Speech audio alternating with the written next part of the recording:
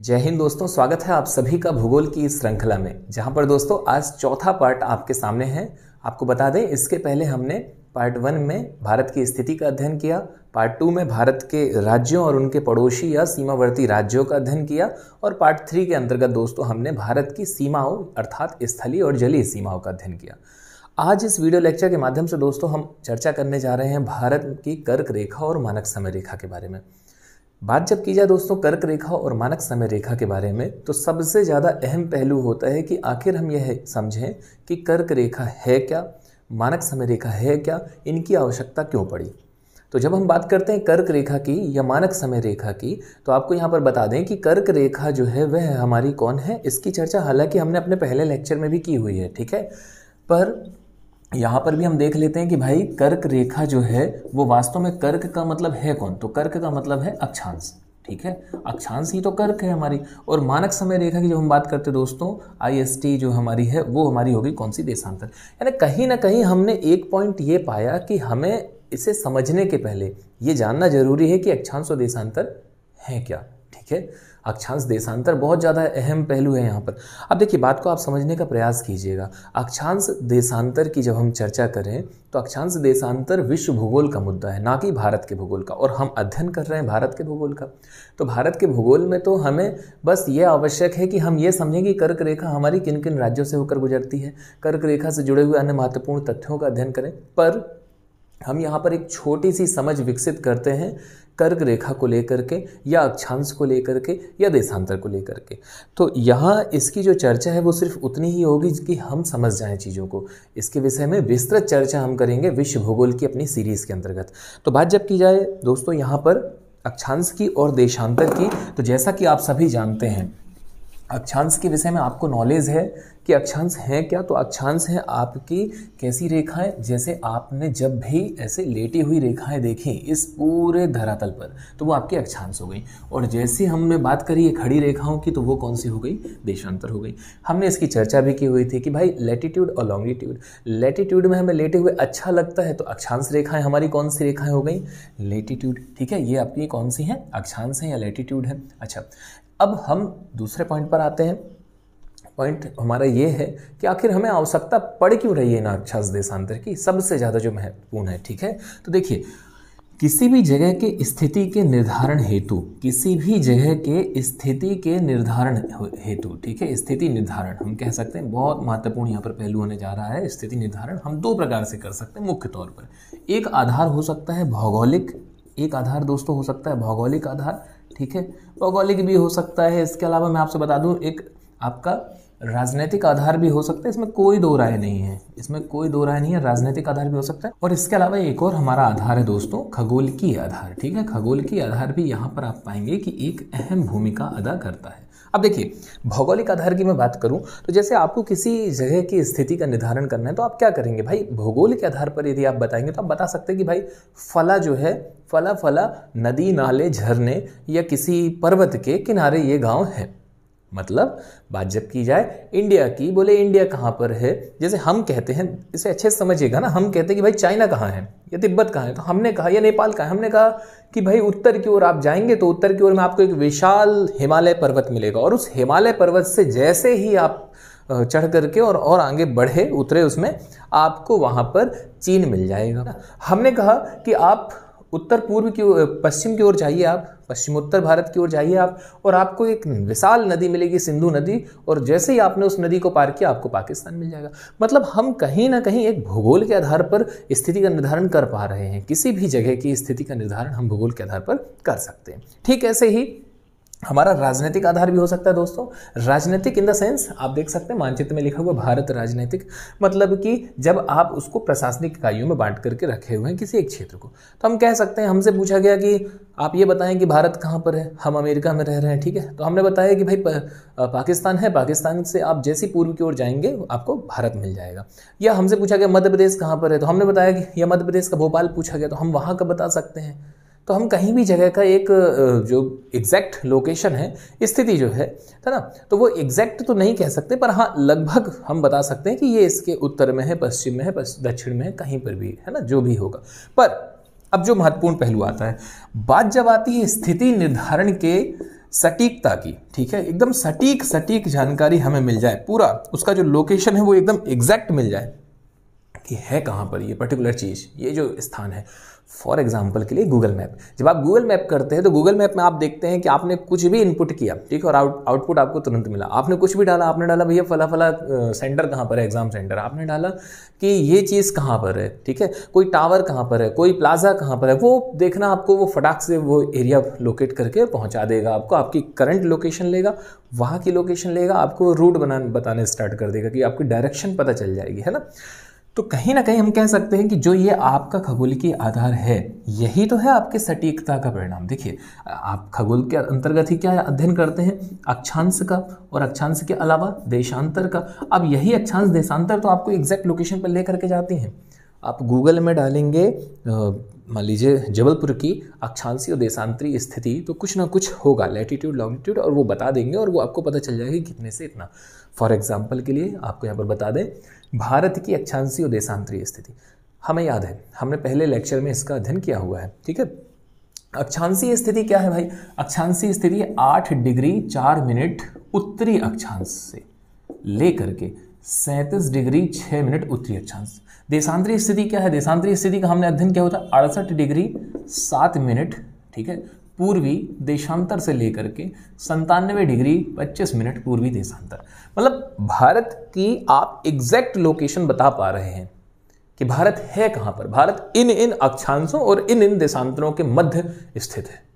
भारत फला फला अक्षांश और फला फला देशांतर के मध्य स्थित है, मतलब आपने भारत की एग्जैक्ट लोकेशन बता दी। अब भारत की राजधानी दिल्ली है, अब दिल्ली की भी कुछ ना कुछ अक्षांशीय स्थिति और देशांतरीय स्थिति है। भारत में एक राज्य है आपका मध्य प्रदेश, एक राज्य है उत्तर प्रदेश, एक राज्य है महाराष्ट्र, और आपको इनकी भी एग्जैक्ट लोकेशन पता है। भाई मध्य प्रदेश की भी कोई एक अक्षांशीय स्थिति है। मध्य प्रदेश की अक्षांशीय स्थिति क्या होगी, मध्य प्रदेश की अक्षांशीय स्थिति 8 डिग्री 4 मिनट और 37 डिग्री 6 मिनट के मध्य अवस्थित होगी, क्योंकि 8 डिग्री 4 मिनट ये है और 37 ये है। तो उम्मीद है आपको कहीं ना कहीं ये तो समझ में आ रहा है कि भाई अक्षांश और देशांतरों की आवश्यकता पड़ी क्यों। तो उनकी आवश्यकता पड़ रही है स्थिति के सटीक निर्धारण हेतु। ये हुआ अपना एक पॉइंट। अब हम आते हैं दूसरे पहलू पर। दूसरा पहलू ये कि क्या ये रेखाएं ऐसी खींची हुई हैं, ऐसे हमें देखने मिलेंगे हमारी पृथ्वी पर। हम जैसे गए तो हमें कहीं पर जैसे हमें हिमालय देखने मिल जाता है कि उत्तर की ओर चले जाओ हिमालय है, इस ओर चले जाओ ये नदी है, फला नाला है, फला झरना है। तो क्या हमें ऐसी अक्षांश हमें देखने मिल जाएगी? तो नहीं, ये हमें देखने नहीं मिलने वाली है, क्योंकि ये कोई खींची नहीं गई है कि कोई पेन पकड़ करके जैसे हमने यहाँ पर खींच दिया, कोई तलवार लेकर के या कोई औजार लेकर के उसको ऐसे खींचा गया हो, बिल्कुल भी नहीं दोस्तों, ठीक है। इसको खींचा नहीं गया है, दरअसल में इसकी कल्पना की गई है। ये काल्पनिक है सभी कुछ, ठीक है। तो कल्पना की गई है। अब देखिए बात को समझिएगा कि कल्पना जब की गई तो कैसे अपन 23.5 डिग्री तक पहुंच रहे हैं, कैसे अपन कर्क रेखा तक पहुंच रहे हैं, अपन इसकी चर्चा करते हैं। तो किसी भी अक्षांश के निर्धारण की प्रक्रिया क्या है, सबसे पहले तो हम उसे समझते हैं, क्योंकि अगर हमने अक्षांश को समझ लिया तो हम कर्क को समझ गए, हम मकर को समझ गए, हम विषुवत को समझ गए। तो चलिए ठीक है, हम इसका प्रारंभ करें। सबसे पहले तो देखिए आप बिल्कुल आसान तरीके से आप इसे समझिएगा कि भाई ये है आपकी अर्थ, ठीक है, अर्थ। और अर्थ को जब आपने बीच से 2 बराबर भागों में काट दिया, ठीक है, और काल्पनिक रेखा है आपकी, ये मतलब काल्पनिक, मैंने अभी आपसे साझा किया कि कोई ऐसी रेखा नहीं कि जो खींची ही गई है, ठीक है, कल्पना पर आधारित। तो भाई जब आपने इसे बीचों बीच से कुछ यूं काट दिया, देखिए एग्जैक्ट हो सकता है बीचों बीच ना आए, तनाव मत लीजिएगा, है ना। क्या है, देखिए मानव जब अपने हाथ से कुछ करता है तो थोड़ा बहुत तो 19-20 होता ही है ना। मशीनरी करें, मैप में कोई आपका दिक्कत नहीं हो सकती, जो आपके एटलस हैं, पर जब आप अपने हाथ से बनाते हैं तो कुछ तो थोड़ा बहुत होता है ना। तो देखें कर्क की जब हम बात करते हैं दोस्तों, तो कहीं ना कहीं हम पाते हैं कि विषुवत के ऊपर 23.5 पर हमें देखने मिलती है कर्क रेखा, ठीक है। विषुवत के नीचे 23.5 डिग्री पर हमें देखने मिलती है मकर रेखा, और विषुवत हमें देखने मिलती है दोस्तों कहाँ पर, बीचों बीच में, ठीक है। मतलब ये जो आपका एरिया है ये आपका कौन सा हो गया, कौन से 0 डिग्री अक्षांश रेखा, और जबकि ऊपर की ओर में कितनी हो गई 23.5 डिग्री, और नीचे भी 23.5 डिग्री हो गई, ठीक है। तो हमने पाया कि भाई आखिर ये है क्या, आखिर ये है इक्वेटर, ठीक है, इक्वल मतलब कि जब आप किसी भी गोल वस्तु को बीचों बीच से, ठीक है, लगभग गोलाकार, लगभग अंडाकार, बोले आकृति कैसी है, लगभग गोलाकार, ठीक है, मतलब ये नहीं कह रहे कि एग्जैक्ट गोल है, पर जब आप उसे बीचों बीच से काटते हैं तो वहां आप पाते हैं कि ये क्या करती है, बीचों बीच से 2 भागों में डिवाइड कर रही है इस अर्थ को, इसलिए इसका नाम हमने एक दिया, बहुत अच्छा नाम है, इक्वेटर, ठीक है, इंग्लिश में। अच्छा, हिंदी में हम बात करें तो कौन सी रेखा, विषुवत रेखा, ठीक है, विषुवत रेखा, इसे आप नोट कर लीजिएगा। तो 0 डिग्री जो है हमारी अक्षांश, यही तो हमारी विषुवत रेखा, यही तो हमारी इक्वेटर है, इसने बीचों बीच से बांटा। इसे ही तो हम भूमध्य रेखा भी कह रहे हैं। बहुत महत्वपूर्ण पॉइंट, भूमध्य रेखा, भू के मध्य से खींची गई रेखा ही भूमध्य रेखा कहलाती है।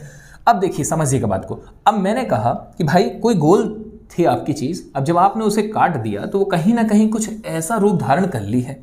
अब आप कहेंगे सर कैसे? देखिए समझिएगा, इसे बहुत महत्वपूर्ण पहलू है ये।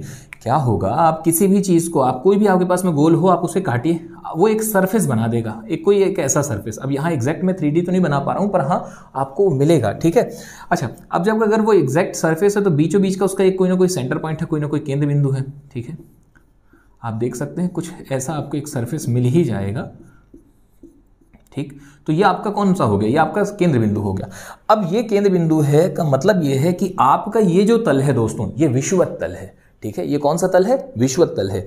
अब इस विषुवत तल पे जहां से आपने बीचों बीच में काटा हुआ है, यहां से पृथ्वी के किसी भी पॉइंट पर, पृथ्वी तो अब अगर हम बात करें तो ये जो गोलाकार थी ये आपका कुछ ऐसी है, क्योंकि आपने काटा तो बीचों बीच से है। तो ये जो आपका गोल है, ऊपर का एरिया ले लें, नीचे का एरिया ले लें, कहीं का भी ले लें, तो हमारी कल्पना पर आधारित है। बीच का एक हमने बना दिया है वृत्त, विषुवत वृत्त जिसे हम कह रहे हैं, ठीक है। तो आप पाएंगे कि इसके सेंटर पॉइंट से, इसके केंद्र बिंदु से आप कहीं पर भी एक पॉइंट लेकर के जब आप उसके बीच का एक एंगल देखेंगे, उसके बीच की एक कोणीय दूरी देखेंगे, उसका बीच का जो भी कोण होगा वही आपका दोस्तों कहलाएगा अक्षांश, उतना ही डिग्री अक्षांश। कैसे? जैसे फॉर एग्जांपल के लिए मैंने कहा कि भाई मैंने नीचे की ओर में एक पॉइंट ले लिया है ये, ठीक है। अब मैं पाऊंगा कि इसके इस तल से जब मैं नीचे की ओर जाऊंगा तो मेरा जो भी यहां पर एंगल बन रहा है, कौन सा एंगल है ये? 90 डिग्री। तो यानी कि ये कौन सा अक्षांश हो गया? 90 डिग्री का अक्षांश। ठीक, ऐसे ऊपर की ओर में मैंने देखा तो ये 90 डिग्री का अक्षांश, ये ऊपर भी एक 90 डिग्री है। तो कहीं ना कहीं हम कह सकते हैं कि 0 डिग्री से जैसे ही हम ऊपर की ओर जाएंगे तो एक पॉइंट पर जाकर के 90 डिग्री हो जाएगा और एक पॉइंट पर नीचे की ओर जाकर के 90 डिग्री हो जाएगा। दोस्तों आपको बता दें, पृथ्वी अपने अक्ष पर 23.5 डिग्री झुकी हुई है, इसमें कोई भी दो राय नहीं है। आपको पता है कि 23.5 डिग्री झुकी हुई है। 23.5 डिग्री झुकी हुई का मतलब यह है कि भाई झुकी तो है, पर अध्ययन की सुविधा के दृष्टिकोण से हम इसमें इसका झुकाव नहीं प्रदर्शित कर पाते। हमें अध्ययन के लिए हम इसे एक स्टेबल उस पर लेकर के चलते, एक मानक उसमें लेकर के चलते, ठीक है। तो भाई कहीं ना कहीं इस सेंटर पॉइंट से ऊपर में आपका ये 90 डिग्री हो गया, नीचे 90 डिग्री। तो ये इस बात को शो कर रहा है कि आपका सबसे पहले यहाँ पे 1 डिग्री रहा होगा, फिर 2 डिग्री रहा होगा, फिर 3 डिग्री रहा होगा, फिर 4 डिग्री रहा होगा। तो 1 डिग्री, 2 डिग्री, 3 डिग्री, ऐसे करते करते करते करते दोस्तों आप पहुंचते हैं 23.5 डिग्री में, और ऐसे करते करते नीचे की ओर भी आप पहुंचते हैं 23.5 डिग्री में। तो अर्थात दोस्तों यहाँ पर हम कह सकते हैं कि आप एक डेफिनेशन है, आप उसे भी नोट कर सकते हैं। आपको यहाँ पर दिख भी रही है इमेज में लिखा हुआ है, अक्षांश विषुवत वृत्त से उत्तर या दक्षिण दिशा में स्थित किसी स्थान की कोणीय दूरी को अक्षांश कहते हैं। अक्षांश किसे कहते हैं? विषुवत वृत्त से उत्तर या दक्षिण में स्थित पृथ्वी के किसी भी स्थान की कोणीय दूरी को अक्षांश कहते हैं। उम्मीद है आप समझ पा रहे होंगे कैसे इनका इजाद हुआ, ठीक है। नेक्स्ट, यह कोण पृथ्वी के केंद्र पर बनता है। इसे विषुवत वृत्त से दोनों ओर अंशों में मापा जाता है, ठीक है। और विषुवत वृत्त से उत्तरी एवं दक्षिणी दिशा पर 1 डिग्री के अंतराल से खींचे जाने पर 90-90 अक्षांश वृत्त होते हैं। यानी किसी भी स्थान का अक्षांश 90 डिग्री से अधिक नहीं हो सकता है। विषुवत वृत्त के उत्तरी भाग को उत्तरी गोलार्ध और दक्षिणी भाग को दक्षिणी गोलार्ध कहते हैं। तो गोलार्ध की चर्चा तो हमने की ही हुई है पहले। देखिए आप ना सभी लेक्चरों को एक एक क्रम से बारी बारी, जैसे हम आपके सामने लाते जा रहे हैं वीडियोस, वैसे ही आप नोट डाउन करते हुए आगे बढ़ते चले जाइए। अगर आप डायरेक्ट इस वीडियो को देख रहे हैं तो मैं यही कहूँगा कि पहले आप पिछली वीडियो को देख लीजिए। देखिए किसी भी शिक्षक के पढ़ाने की प्रकृति अलग अलग होती है। भाई हो सकता है हमने कोई एक महत्वपूर्ण डाटा जो पहली वीडियो में दे रखा है वो यहाँ पर चर्चा ना कर पाए, क्योंकि हर वीडियो में सारी चर्चाएं हो पाए ऐसा संभावना बहुत कम होती है, ठीक है। तो यहाँ पे हम आगे बढ़ते हैं। उम्मीद है आपको ये चीज़ें समझ में आ रही होंगी और आ चुकी होंगी कि भाई कैसे इजाद हुआ। अब देखिए, अब हम आते हैं अपने पॉइंट पर। ये तो बात थी कि कर्क रेखा कैसे आई, ठीक है। तो 23.5 डिग्री कैसे आपका हुआ। अच्छा, उत्तर की ओर का अक्षांश उत्तरी अक्षांश, दक्षिण की ओर का अक्षांश दक्षिण अक्षांश, ये हम पहले से जान रहे हैं। तो दोस्तों अब जब ये बात क्लियर हो ही गई है कि हमें ये पता चल गया कि आखिर ये कर्क आई कैसे, तो हम कुछ चर्चाएं और यहाँ पर कर लेते हैं जिनमें हमारे लिए महत्वपूर्ण है। देखिए आप कि भाई 0 डिग्री बीचों बीच में है, ठीक है। फिर ऊपर की ओर में 23.5 डिग्री है, नीचे की ओर में दोस्तों, नीचे की ओर में भी आपकी 23.5 डिग्री आपको देखने मिल रही है। तो मतलब आपने पाया कि ऊपर की ओर में ये आपका 0 डिग्री अक्षांश है, ठीक है, ये 0 डिग्री अक्षांश है। ऊपर की ओर में आप जाएंगे तो 23.5 डिग्री उत्तरी अक्षांश मिल गया, और नीचे की ओर में आप जाएंगे दोस्तों तो दक्षिण है तो दक्षिणी अक्षांश हो गया। इतनी बातें क्लियर हुई। अब आपने ये पाया कि जब हम भारत को देखते हैं दोस्तों, तो भारत के, आप एटलस ओपन कर लीजिए, ठीक है, भारत के बिल्कुल बीचों बीच से आपको 23.5 डिग्री गुजरते हुए प्रतीत होती है, ठीक है। 23.5 डिग्री कहां से गुजरी है? बिल्कुल मध्य से गुजरी है, लगभग मध्य से कह सकते हैं। अब ये इस भारत को दो भागों में डिवाइड करती है, उत्तरी भारत और दक्षिणी भारत। अब जो महत्वपूर्ण बात है, देखिए भारत के, एक प्रश्न बनता है कि भारत की जलवायु कैसी, तो भारत की जलवायु है दोस्तों उष्ण कटिबंधीय, ठीक है, इसको नोट कर लीजिएगा, उष्ण कटिबंधीय मानसूनी जलवायु, उष्ण कटिबंधीय मानसूनी, ठीक है। तो देखें, मैं इसके बारे में तो आपको मानसून वाले चैप्टर में बताऊंगा, हमारा बहुत जल्द लगभग 4था या 5वां चैप्टर हमारा मानसून वाला ही होने वाला है। अभी तो हमारा पहला चैप्टर ही चल रहा है, भारत की सामान्य जानकारी, तो उसकी चर्चा हम वहां पर करेंगे। खैर, पर यहां पर आपको बता दें कि हमारी जो जलवायु है, ठीक है, हमारी जो जलवायु है दोस्तों, वो कौन डिसाइड करेगा? वो यही कर्क और मकर ही डिसाइड करती हैं, ठीक है। 23.5 डिग्री को हम क्या बोलते हैं दोस्तों? कर्क रेखा बोलते हैं, और 23.5 डिग्री दक्षिणी अक्षांश को हम क्या कहते हैं? मकर रेखा कहते हैं, और इसे हम क्या कहते हैं? विषुवत रेखा कहते हैं, ठीक है। तो मैं जो उष्णकटिबंधीय मानसूनी जलवायु वाला जो पॉइंट है, इसको आपको क्लियर करूंगा जलवायु वाले चैप्टर में। अभी फिलहाल हम देखते हैं हमारे कर्क रेखा, विषुवत रेखा और मकर रेखा से जुड़े हुए अन्य महत्वपूर्ण पहलुओं को। तो आप एक इमेज देख पा रहे हैं जिसमें आप देखेंगे कि कर्क रेखा निम्न देशों से होकर गुजरती है, मकर रेखा निम्न देशों से होकर गुजरती है, विषुवत रेखा निम्न देशों से होकर गुजरती है। अब देखिए, ये वर्ल्ड ज्योग्राफी का मुद्दा है, ठीक है, इसकी चर्चा हम विश्व भूगोल में करेंगे ही करेंगे। पर यहां पर चूंकि हमें कर्क रेखा पढ़ना है, तो हम थोड़ा सा मेहनत कर लेते हैं कर्क रेखा के बारे में। तो कर्क रेखा देखें, आप क्या करें, आप एटलस ओपन कीजिए, एटलस में जैसे जैसे आपके नाम आ रहे हैं आप देखते चले जाइएगा। तो हमने बात करी भाई कर्क रेखा के बारे में, हम पॉइंटों को कलेक्ट कर रहे हैं। कर्क रेखा में सबसे पहले हमने देखा कि कर्क रेखा का अगर हम विश्व स्तर पर बात करें, तो हम पाएंगे कि यहां पर हमें कर्क रेखा 3 महाद्वीपों से होकर गुजरती हुई प्रतीत हो रही है, ठीक है, 3 महाद्वीप, और तीनों का जो एक की पॉइंट है वो है ए, यानी कि दोस्तों सबसे पहले अमेरिका, ठीक है, अमेरिका में भी कौन सा अमेरिका? नॉर्थ अमेरिका, उत्तरी अमेरिका, फिर इसके बाद अफ्रीका, फिर इसके बाद अफ्रीका मिल जाएगा, और अफ्रीका के बाद आप पाएंगे कि एशिया, ठीक है। तो हमें तो अध्ययन करना है भाई एशिया का, मुख्य तौर पर एशिया। पर यहां पर हम देख लेते हैं, चूंकि इमेज हमारे सामने है ही, कि हम एशिया, अफ्रीका और नॉर्थ अमेरिका के कंट्रीज को भी देख लेते हैं। जब हम बात करते हैं दोस्तों एशिया की, तो आप पाएंगे ये क्रम जो है, जो आपके सामने है इमेज, इसमें ईस्ट से लेके वेस्ट की ओर का। तो सबसे पहले आपको देखने मिलता है ताइवान, ताइवान के बाद दोस्तों आप देखते हैं चीन आपको देखने मिल रहा है, चीन के बाद Myanmar, Bangladesh, Bharat, Oman, Oman के बाद आपको मिलता है संयुक्त अरब अमीरात, सऊदी अरब। तो ये आपके पूरे जितनी भी कंट्रीज थी, ये आपकी थी एशियन कंट्रीज, सऊदी अरब तक की। फिर इसके बाद स्टार्ट होता है आपका मिस्र के बाद दोस्तों लीबिया, नाइजर, अल्जीरिया, माली, मारितानिया, पश्चिमी सहारा। तो ये आपके पूरे जो पश्चिमी सहारा तक के हैं दोस्तों, ये सारे आपको कहाँ के मिल गए? ये आपका एरिया हो गया अफ्रीकन कंट्रीज, ठीक है। अफ्रीका के बाद आपको मिलेगा नॉर्थ अमेरिका से बहामास, और बहामास के बाद मैक्सिको। मैक्सिको की खाड़ी भी आपको देखने मिल रही होगी एटलस में, अगर आप एटलस देख पा रहे हैं, ठीक है। आप देखिए एटलस भी आपके सामने है, तो इसमें आपकी सारी चीजें यहाँ पर क्लियर हो रही होंगी। तो ये आपका हो गया कर्क से जुड़ा हुआ डाटा, कि भाई कर्क रेखा जो है आपके एशिया की किन किन कंट्रीज से गुजर रही है, अफ्रीका के किन किन कंट्रीज से गुजर रही है, और अमेरिका के किन किन कंट्रीज से होकर के गुजरती है। तो ये आपका भाई नैतिक कर्तव्य है कि आप एकदम क्रमबद्ध रूप में चीजों को कवर करते चले। रही बात मकर की और विषुवत रेखा की, देखिए एक दिन में सब कुछ नहीं खाया जाता, एक दिन में सब कुछ नहीं पढ़ा जाता, एक दिन में नहीं हो पाता है। मकर और विषुवत का डाटा भी आपके सामने है, इमेज आपके सामने है, आप इसको अध्ययन कर लीजिएगा। आप इसका एक स्क्रीनशॉट ले लीजिए, बढ़िया से अपने नोट्स में इसे क्रम से देखते चले जाइएगा, मैप ओपन करके देखिएगा, तो चीज़ें आपकी व्यवस्थित हो जाएंगी। मैं आपको यहाँ पर बस एक हिंट दे देता हूँ कि आप पाएंगे कि आपका एक जो कॉन्टिनेंट है, आपका एक महाद्वीप है दोस्तों अफ्रीका, अफ्रीका तीनों में है, ठीक है, अफ्रीका से तीनों रेखाएं होकर के गुजरती हैं। तो ये भी प्रश्न बनते हैं, ठीक है। हम बात करें दोस्तों एशिया की, तो एशिया आपका ऊपर 2 में है, ठीक है। नॉर्थ अमेरिका भी आपको मिल गया, साउथ अमेरिका। तो कुल मिलाकर के ये है कि आप कुछ इस हिसाब से अध्ययन करिएगा। मकर रेखा में आप देखेंगे दोस्तों कहां से, तो ये भी आपके 3 से गुजरती हुई प्रतीत होगी, ठीक है। 3 में कौन आ जाएगा यहाँ पे? यहाँ आपका मिल जाता है ऑस्ट्रेलिया। यहाँ कौन मिल जाता है दोस्तों? यहाँ मिल जाता है साउथ अमेरिका, ठीक है। तो इस तरीके से आप अध्ययन कर लीजिएगा कि तीनों रेखाएं 3-3 महाद्वीपों से होकर के गुजरती हैं। अब हम आते हैं अपने दूसरे पॉइंट पर, जो बहुत इंपॉर्टेंट पॉइंट होने जा रहा है। उम्मीद है आपको ये समझ में आ रही होंगी चीजें, ठीक है, क्योंकि यहाँ पूरे में ये साउथ अमेरिका है, तो आपकी ये दोनों मिल गई साउथ अमेरिका से। यहाँ पर आपका एशिया विस्तृत है, तो एशिया मिल जाएगा। तो ये सारी चीजें आपकी कंटिन्यू हो जाएंगी। अब आते हैं अपने पॉइंट पर।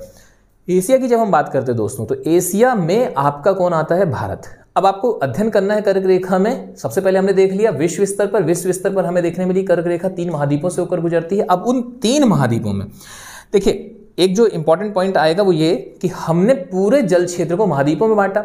महाद्वीप से छोटी इकाई कौन हो गई दोस्तों? महाद्वीप से छोटी इकाई हो गई देश, ठीक है। देश से छोटी इकाई कौन आएगी? तो मतलब आप पाएंगे एशिया में हमें जिसे देखना है, हमें देखना है भारत। अब भारत से छोटी इकाई कौन होगी दोस्तों? राज्य। अब राज्य से छोटी इकाई क्या हो सकती है? संभाग। संभाग से छोटी इकाई जिले। तो उस हिसाब से भी हम पढ़ सकते हैं, पर हमें उतना मेहनत नहीं करना है।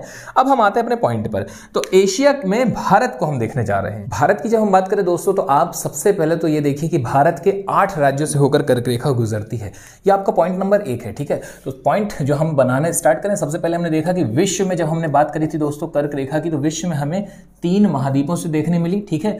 3 महाद्वीप। अब 3 महाद्वीपों में भी हमारा क्लियर था कि भाई सबसे पहले हमें देखने मिलेगा कौन? North America. इसके बाद हमें देखने मिला दोस्तों अफ्रीका, और अफ्रीका के बाद हमें लास्ट में देखने मिला एशिया। अब एशिया में भी अगर हम बात करते हैं तो हमने पाया कि एशिया में हमारे जितनी भी कंट्रीज हैं उनमें से हम भारत की बात कर रहे थे, तो हमारे लिए महत्वपूर्ण हो जाता है कि भाई भारत के कितने राज्यों से होकर कर्क रेखा गुजरती है। तो भारत के 8 राज्यों से। पर भारत के पड़ोसी मुल्कों को यदि हम देख लें दोस्तों कि कितने पड़ोसी राज्यों से, देशों से होकर गुजरती है, तो पड़ोसी देशों में हमें देखने मिलेगा कि इसका भी आंसर है 3। कौन कौन? तो आप पाएंगे पाकिस्तान से नहीं टच होगा, ठीक है। बांग्लादेश, बांग्लादेश के बाद आप पाएंगे म्यांमार। तो सबसे पहले तो आपका हो गया बांग्लादेश, बांग्लादेश के बाद दोस्तों म्यांमार, और म्यांमार के बाद आपको देखने मिलेगा आगे चल करके चाइना से भी होकर के गुजरती है, क्योंकि चीन हमारा सिर्फ ऊपर बस नहीं है, चीन आगे भी है, ठीक है। चीन म्यांमार के बाद पूर्व में भी अवस्थित है। तो ये आपका यहाँ पर कंप्लीट होता है। फिर इसके बाद भारत के पड़ोसी के बाद भारत के पर्टिकुलर जब हम बात करें दोस्तों कितने राज्यों से, तो 8 राज्यों से होकर के गुजरती है कर्क रेखा। 8 राज्य, भारत के 8 राज्य कर्क रेखा पर हैं। इन्हें आपका अध्ययन जो है वो किस क्रम में होना चाहिए इसका, तो आप इसे पश्चिम से पूर्व पढ़ सकते हैं, पूर्व से पश्चिम पढ़ सकते हैं, पर आपको पढ़ना एक सीक्वेंस में ही होगा, ठीक है। हम बात करते हैं पश्चिम से पूर्व की ओर, तो गुजरात, गुजरात के बाद राजस्थान, राजस्थान के बाद मध्य प्रदेश, छत्तीसगढ़, झारखंड, पश्चिम बंगाल। 6 हो गए। गुजरात, राजस्थान, मध्य प्रदेश, छत्तीसगढ़, झारखंड, पश्चिम बंगाल, और आगे चल करके दोस्तों त्रिपुरा और मिजोरम। तो यहां पर आपका एक एग्जैक्ट जो पॉइंट है वो ये क्लियर होता है कि भाई 8 राज्यों से होकर के गुजरती है कर्क रेखा। नेक्स्ट पॉइंट पे हम बात करें दोस्तों, तो आप पाएंगे मैप में कि सबसे ज्यादा इसका विस्तार कहां पर है। ये भी आपका एक पॉइंट है, इसे आप नोट करते चले जाइएगा। देखिए हर चीज में बोर्ड में लिखूं जरूरी नहीं है, आप इसे सुन करके भी अपने कॉपी में नोट डाउन कर सकते हैं फैक्टों को। तो कर्क रेखा आपकी मध्य प्रदेश से होकर के गुजरती है, ये आपने देखा, और सबसे ज्यादा इसका विस्तार मध्य प्रदेश में ही है। कर्क रेखा का सबसे कम विस्तार राजस्थान में है। ये 2 पॉइंट आपके यहां पर क्लियर होते हैं। तीसरा अब जो महत्वपूर्ण पहलू है वो ये कि नॉर्थ ईस्ट के कितने स्टेट से होकर कर्क रेखा गुजरती है, ठीक है। तो नॉर्थ ईस्ट के 2 स्टेट हैं, कौन कौन से? त्रिपुरा और Mizoram, most of the important, Tripura और मिजोरम। नेक्स्ट पॉइंट दोस्तों यहां पर जो इंपॉर्टेंट होगा वो ये कि राजधानियों को हमको देखना पड़ेगा कि कैपिटल्स, ठीक है, किन की कैपिटल? इन 8 स्टेट की। हम जानते हैं गुजरात की राजधानी गांधीनगर है, राजस्थान की जयपुर है, मध्य प्रदेश की भोपाल है, छत्तीसगढ़ की अटल नगर है, झारखंड की रांची है, पश्चिम बंगाल की कोलकाता है, त्रिपुरा की राजधानी दोस्तों अगरतला है, और मिजोरम की राजधानी आइजोल है। तो ये सभी पॉइंट तो हमें पता है यहाँ पर, ठीक है, भली भांति पता है, पर हमें इन्हें यह देखना है कि कौन सी राजधानी उत्तर में है और कौन सी राजधानी दक्षिण में है। इनसे भी प्रश्न बनते हैं। कर्क रेखा में अवस्थित राजधानियों के क्रम में पूछ लिया जाता है कि निम्नलिखित में से कौन सी राजधानी दक्षिण में है, कौन सी उत्तर में है, ठीक है, कौन कर्क रेखा के सबसे निकट है। तो आप इसको नोट कर लीजिएगा, आप इसको भी देख लीजिए। तो दोस्तों यहां पर कर्क रेखा के उत्तर में अवस्थित राजधानी के विषय में आपको बता दें कि कर्क रेखा के उत्तर में है राजस्थान की जयपुर, ठीक है, त्रिपुरा की अगरतला और मिजोरम की आइजोल। तो देखिए इसे याद रखने का एक छोटा सा आपके सामने ट्रिक भी है कि भगवान के सामने हम जब जाते हैं तो दोस्तों अपनी आंखें बंद कर लेते हैं, पॉइंट नंबर 1। दूसरा अगरबत्ती जलाते हैं, और तीसरा उनकी जय जयकार करते हैं। तो आई बंद किया आपने, आई से हो गया आइजोल, आइजोल किसकी है? मिजोरम की। इसके बाद आपने अगरबत्ती उठाई तो त्रिपुरा की अगरतला, और आपने जय जयकार करी तो राजस्थान का जयपुर। ये आपको पॉइंट मिल गया। तो ये तीनों कहां पर है? कर्क रेखा के नॉर्थ में। कर्क के उत्तर में अवस्थित जो राजधानियां हैं दोस्तों वो किस किस की हैं? राजस्थान की मिल जाएगी आपको जयपुर, अगरतला मिल जाएगी दोस्तों त्रिपुरा की, और इसके बाद मिजोरम की आपकी मिल जाएगी दोस्तों यहां पर आपको आइजोल। तो ये तीनों आपका क्लियर हुआ। इसके बाद हम बात करें दोस्तों तो आपका जो सबसे इंपॉर्टेंट है वो ये पहलू होगा कि कर्क रेखा पर अवस्थित राजधानी। देखिए कर्क रेखा पर अवस्थित कोई नहीं है, ठीक है, सबसे निकटतम है कर्क रेखा के बिल्कुल करीब, और एक लिहाज से देखें तो कर्क रेखा पर भी है। तो कर्क रेखा के एकदम निकटतम आपको मिलेगी दोस्तों झारखंड की राजधानी Ranchi, most of the important. या फिर आप इसे चाहें तो एक और तरीके से याद रख सकते हैं कि 3 राजधानियां हैं जो ऊपर हैं और शेष सभी राजधानियां दक्षिण में हैं। कर्क रेखा के कुल 8 राजधानियां, 8 राज्यों की 8 राजधानियों में आप पाएंगे 8 कैपिटल में दोस्तों आपको देखने मिला कि 3 जो है वो कहां पर है, आपकी 3 है उत्तर में। ठीक है, तो जब आप उत्तर लिखते हैं तो उत्तर में देखिए सबसे पहले क्या आता है, 3 ऐसे बनता है लिखते समय। तो ये आपके हो गए कितनी कैपिटल, 3 कैपिटल। कौन कौन सी, आई, अगर, जय। ठीक है, आई आपकी भगवान के सामने आपने आंख बंद करी, अगरबत्ती जलाई, हाथ जोड़ा, जय जयकार किया, तो ये 3 आपकी। ठीक है, से सभी दक्षिण में है, दक्षिण में है, लेकिन दक्षिण में भी एकदम करीब है इसके। तो चूंकि करीब है तो करीब वाला भी आप आंसर देख लीजिए। तो झारखंड की राजधानी जो रांची है दोस्तों ये एकदम निकट है। इसके बाद भोपाल की आप देखेंगे, भोपाल मध्य प्रदेश की राजधानी भोपाल भी बिल्कुल निकट है, और गुजरात की राजधानी गांधीनगर भी इसके निकट है। हालांकि ये सभी दक्षिण में है। इसके बाद 2 राजधानियां हमारी बच रही, छत्तीसगढ़ की राजधानी आप देखेंगे अटल नगर, और पश्चिम बंगाल की राजधानी कोलकाता, ये भी आपकी साउथ में है। तो आपके ना इससे 2 प्रश्न बन सकते हैं। एक तो हो गया कि भाई नॉर्थ में कौन है, एक हो गया साउथ में कौन है, और एक एकदम निकट कौन है। तो निकट में आपको 3 देखने मिल सकती हैं। कौन कौन सी, झारखंड की राजधानी रांची हो सकता है ऑप्शन पे, वो नहीं है तो मध्य प्रदेश की राजधानी भोपाल होगा, वो नहीं है तो गुजरात की राजधानी गांधीनगर होगा, एकदम निकटतम में। और मान लीजिए अगर ये ऐसे प्रश्न नहीं पूछेंगे तो प्रश्न पूछेंगे कि निम्नलिखित में से कौन सी उत्तर में है, कौन सी दक्षिण में है। और एक और क्वेश्चन आप नोट कर लीजिए, कर्क रेखा की सबसे निकटतम तो पता चल ही गई कि झारखंड की राजधानी रांची है। कर्क रेखा की सबसे दूरतम, सबसे दूरस्थ, जो सबसे दूर है वो कौन सी है, राजस्थान की राजधानी दोस्तों जयपुर सबसे ज्यादा दूर है। ठीक है, बाकी सब इसके करीब ही हैं। तो आपका ये भी एक पॉइंट क्लियर होता है। नॉर्थ ईस्ट के स्टेट में अपन ने देखा, वो भी अपना क्लियर होता है। अब आगे दोस्तों हम बात करते हैं कर्क रेखा से जुड़े हुए अन्य महत्वपूर्ण पहलुओं की। इसमें आप देखेंगे कि वर्तमान में भारत में कितने राज्य हैं, तो हमने कहा भाई वर्तमान में भारत में 28 राज्य हैं। अब इन 28 राज्यों से भी प्रश्न बन सकते हैं कर्क रेखा को लेकर के। कर्क रेखा के विषय में सबसे पहला पॉइंट तो यही है कि भाई कर्क रेखा कितने राज्यों से होकर गुजरती है। तो हमने कहा कि 8 राज्य कर्क रेखा पर हैं, 8 राज्य। ठीक है, अब 8 राज्य तो हमारे कर्क रेखा पर हैं। अब प्रश्न बनेगा कि कर्क रेखा के उत्तर में कितने भारतीय राज्य हैं। कर्क रेखा के आप पाएंगे कि भाई प्रश्न बना कर्क रेखा के उत्तर में, ठीक है, उत्तर में कितने भारतीय राज्य हैं, कर्क रेखा के दक्षिण में कितने भारतीय राज्य हैं, आपको ये बताना है। और कर्क रेखा पर कितने हैं, तो हमने कहा भाई कर्क रेखा पर तो हमें 8 देखने मिल गए हैं। ठीक है, अब कर्क के दक्षिण की यदि हम बात करें दोस्तों, तो कर्क के दक्षिण में भी 8 हैं, 8 राज्य कर्क रेखा के दक्षिण में हैं। कर्क रेखा के दक्षिण में 8 राज्य हैं। कैसे पता चला, देखिए क्रम से हम देखते हैं। सबसे पहले महाराष्ट्र, क्योंकि गुजरात तो कर्क रेखा पर अवस्थित है, महाराष्ट्र। फिर 2nd पर गोवा, 3rd पर कर्नाटका, 4th पर केरल, 5 नंबर तमिलनाडु, 6 नंबर पर दोस्तों आंध्र प्रदेश, 7 नंबर पर तेलंगाना, और 8 नंबर पर दोस्तों आपका जाएगा उड़ीसा। यानी कि 8 राज्य कर्क रेखा के दक्षिण में है। 8 राज्य कर्क रेखा पर हैं, गुजरात, राजस्थान, मध्य प्रदेश, छत्तीसगढ़, झारखंड, पश्चिम बंगाल, त्रिपुरा और मिजोरम। तो ये आपके 8 और 8 कितने होते हैं दोस्तों, 16। 8 और 8 कितने हो गए, 16। अब 28 में से यदि मैं माइनस कर दूं 16 को तो बचेगा 12, यानी कि 12 राज्य दोस्तों कहां पर हैं, उत्तर में अवस्थित हैं। 12 राज्य आपके कहां पर हैं दोस्तों, उत्तर में हैं 12 राज्य। अब इनको भी आप देख लीजिए, 12 राज्यों को कैसे याद रखें। आप इन 12 राज्यों को कुछ इस हिसाब से याद रख सकते हैं दोस्तों कि उत्तर में हमारी 7 सिस्टर, आप देखेंगे पूर्वोत्तर में यानी कि 7 सिस्टर में आपके कितने राज्य आ जाते हैं, 7 सिस्टर्स में दोस्तों 7 राज्य आते हैं।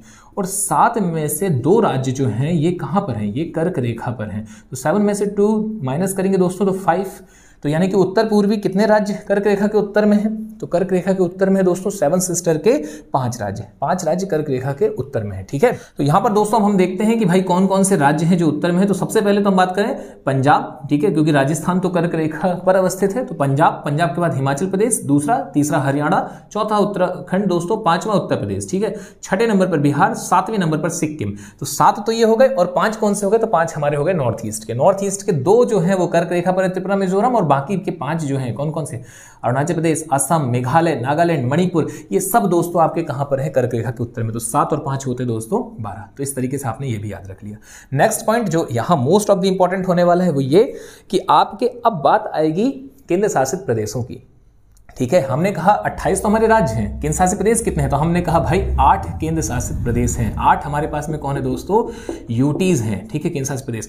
अब 8 में से उत्तर में कितनी है और दक्षिण में कितनी है, तो ध्यान रखिएगा कर्क रेखा के उत्तर में केंद्र शासित प्रदेश कितने हैं, 4। ठीक है, 4 केंद्र शासित प्रदेश कहां पर हैं दोस्तों, उत्तर में। और कर्क रेखा के दक्षिण में कितने दोस्तों, तो कर्क रेखा के दक्षिण में भी 4 हैं। ठीक है, कर्क रेखा के दक्षिण में भी 4 हैं। कौन कौन से, हम इसको देख लेते हैं फटाफट।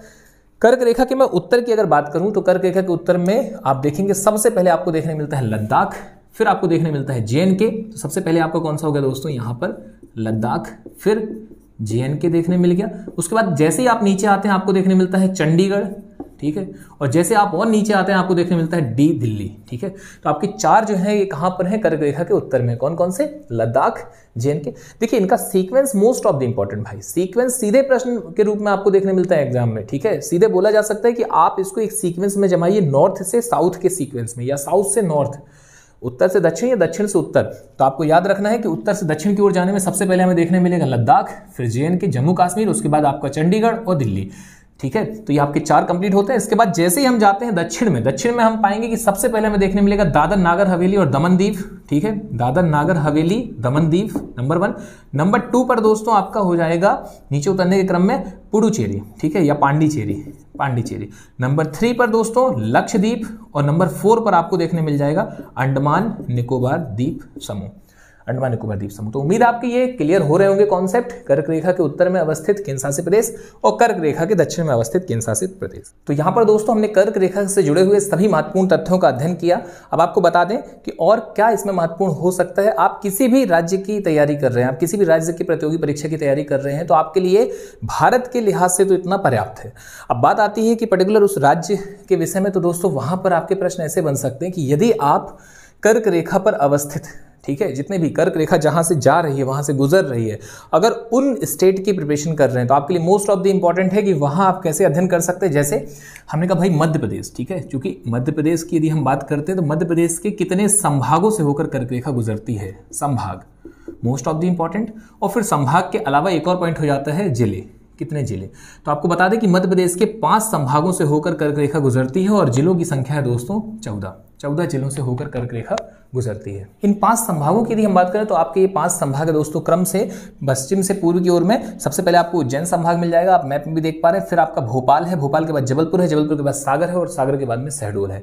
इनके 14 जिलों की यदि हम बात करें दोस्तों तो उज्जैन संभाग के अंतर्गत के 3 जिले आते हैं, ठीक है, उज्जैन, रतलाम, आगरमालवा। भोपाल की हम बात करें दोस्तों तो भोपाल संभाग के अंतर्गत आने वाले सभी 5 जिले इसमें आते हैं कर्क रेखा में। जैसे कि कौन कौन से, तो आपके भोपाल है, विदिशा है, राजगढ़ है, रायसेन है, सीहोर है दोस्तों। तो ये सभी से होकर के कर्क रेखा गुजरती है। जबलपुर की हम बात करें दोस्तों तो जबलपुर, कटनी 2 जिले हो गए। सागर से सागर और दमोह है। शहडोल से हम बात करें दोस्तों तो शहडोल और उमरिया, इसे आप नोट कर सकते हैं। अब देखिए ये तो मैंने आपको मध्य प्रदेश के पर्सपेक्टिव से बताया, यानी कि कर्क रेखा जिस राज्य से गुजर रही है मध्य प्रदेश। यदि आप मध्य प्रदेश की तैयारी कर रहे हैं तो आप ये जरूर पढ़ें, ठीक है। अगर आप यूपी की तैयारी कर रहे हैं तो यूपी में तनाव लेने की आवश्यकता है ही नहीं, यूपी से तो गुजर ही नहीं रही है।